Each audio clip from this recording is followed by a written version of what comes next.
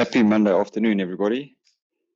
Facebook gave us some information last week. So what I wanted to do today is just quickly go through it and show everybody where you can find these changes. And of course, you can decide whether you want to implement or not.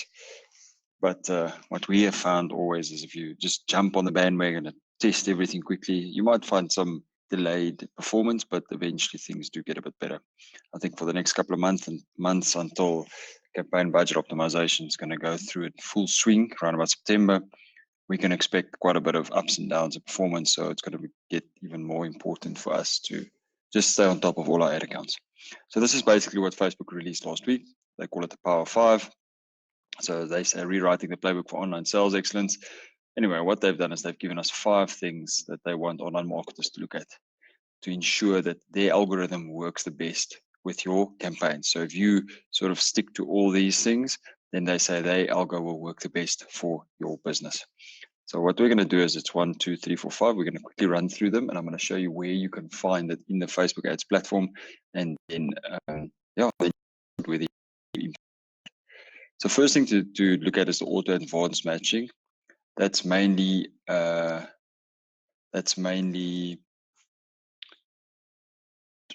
in the pixel itself, the Facebook pixel. So let me show you guys where to find that. I'm just going to go into one of my ads managers. So if you're in ads manager, open the window, go to pixels. And this will usually show you all the pixels relating to your ad account. So if I go to details of the pixel,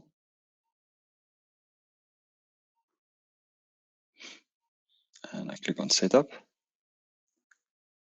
install pixel, manually install. If you scroll down here, this is usually where you grab your main page for pixel, but if you go a little bit down, there's something here called advanced matching. So what Facebook wants you to do is switch it on, and with advanced matching, they'll try and grab this type of information from people to make the targeting for your ads a bit better. So that is the first one in what they call the Power 5. Second one is simplifying your ad structure. So what Facebook was basically telling us, instead of previously we would have run like 5 different campaigns targeting 5 different things, and inside that 6 different ad sets, and inside those whole lot of ads. What they basically want us to do now is simplify. They say just use one campaign, maybe per product, and inside that 1 or 2 ad sets with bigger audiences, and let them go find your conversion inside those audiences. I'm a bit worried about that. My thing is always, if you're going to be converting for purchase, or if your conversion event is purchases, by all means go ahead. But if your conversion is page views, I don't think it's the best idea to do this just yet, because Facebook, remember, will give you the cheapest possible page view. That doesn't mean it's a qualified person. Same with add to carts, leads, although I mean those are, you get, the further you go down to the funnel, the better. So lead won't be that accurate for you. Then when you go to add to cart or initiate checkout, that might be a little bit better. But if you can bid for purchase at any point in time, in other words, your purchase happens within like 7 days of first click or of a lead coming in, then you start simplifying your campaigns. But the reality is, I'm still going to test it in all our accounts, because what we want to do is see if the algorithm works as well as Facebook says. Remember, at the end of the day, Facebook only has so much space on their newsfeed. If they can give you the same amount of performance for less views of your ad, that means they've got more space to sell. So it's just something to keep in mind. The other thing also to keep in mind is, remember that Facebook is there to make money. And what they're currently doing is taking power out of our marketers' hands to make this as easy as possible for anybody to run ads. The problem with this is testing becomes really, really difficult, and you have to trust the algorithm. And yeah, we're not quite there trusting the algorithm that much, but we will test everything that they give us to test. Okay, so that's sort of your simplified ad structure.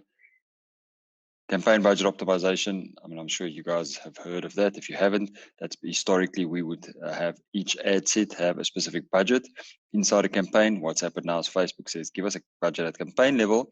Tell us what event you want to, what objective you want to convert for, and we will go find the cheapest possible conversion for you. So where you can find that is if you go into your ads manager,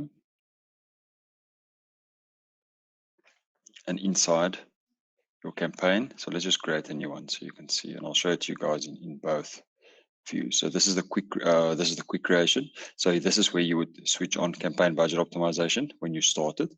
Once it's on and uploaded, remember you can't change it. Once it's off, I think I can't remember if you can switch it off. You can switch CBO on at any point in time, but I don't think you can switch it off. But the reality is that, so you'll see your budget falls under campaign level and not at ad set level as before. Okay. If I go to guided creation, for those of you that use this one, if we go down, it'll just be there. Campaign budget optimization, switch it on, and you put your budget there you want. Okay, so close without saving. So that is CBO, or campaign budget optimization in a nutshell. Automatic placements. Now, most of you will know what this is. If I go into ad set, now I've heard some scary stories with let's just go in here. Of auto placements. We've started using auto placements like everywhere, probably about 8 to 9 months ago. We decided, okay, we're going to give Facebook the benefit of the doubt, let them get us our cheapest conversions, and they do it. The thing is, we do not do it for page views or video views. We just do it for a conversion.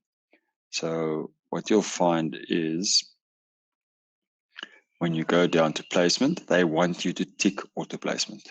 Historically, we would play around with it. We would take all these things off. I do still tend to take instant article off on our side because I've heard some scary stuff about instant articles, bot farms running around and giving you proper opt-ins, but with weird opt-ins and things. I mean, it could just be the US, it could just be some other country, but yeah, that just shows you that I'm still a little bit skeptic, although I try and use as many of these as possible. Thing to keep in mind is that Instagram and Facebook have very different platforms and people with very different behaviors on the platform. So I sometimes, well, most of the time tend to split these two, but that's just on my side. Okay. And that is basically what they call automatic placements. And then I've got dynamic creative. So dynamic creative is where you would, I wonder if I have a dynamic creative here somewhere. So if you are in your ad set, so let's just go there. If you're in an ad set, so campaign ad set. So if I go into the ad set, and this is where you have dynamic creative. So this one can't be switched on and off because it's already been published. So I think that's where it is. So it's campaign budget optimization, you can switch on and off, but dynamic creative you can't. So what dynamic creative will do is, let's have a look. I should have a dynamic creative. But that'll probably be on an ad level. Let's see. Like that. Nope. Let's try one more time.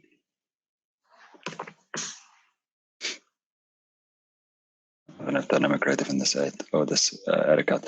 But what basically would happen is Facebook allows you to upload up to 10 images and I think 5 pieces of copy, as many call to actions as you want. I think also about 5.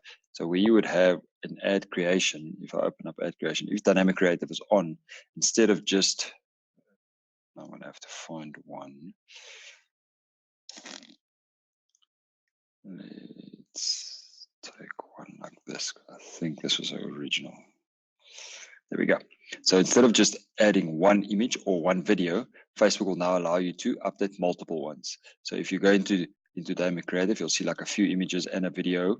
So that's what happens. So you give Facebook a few images and video, more than one piece of copy, more than one headline if you want, of course, more than one news feed if you want, and more than one call to action if you want. And the combination of that, Facebook will then create ads dynamically, up to 30 different ads based on what you've given them. So they might say, okay, people that like girls with tattoos are more likely to convert in a specific part of your audience. So they'll show this image just to a certain part of your audience. Remember, Facebook already knows what type of image you like. If you like video, if you're a clicker, a liker, a lead, a purchase, they already know that about you. So what we now are doing is giving the Facebook algorithm so much more different types of creative, but in the same, basically the same ad in inverted commas, and they will go find the best part of your audience that will most likely to convert with a specific ad based, of course, on the creative that you've given them. So how they've got it here is, like they say, you just give them a whole lot of images, and they will add copy and call to actions, and they will dynamically create the ads for you. Okay, so that is basically Facebook's Power 5. I'm going to pop this URL underneath the Facebook Live. You guys can go check it out.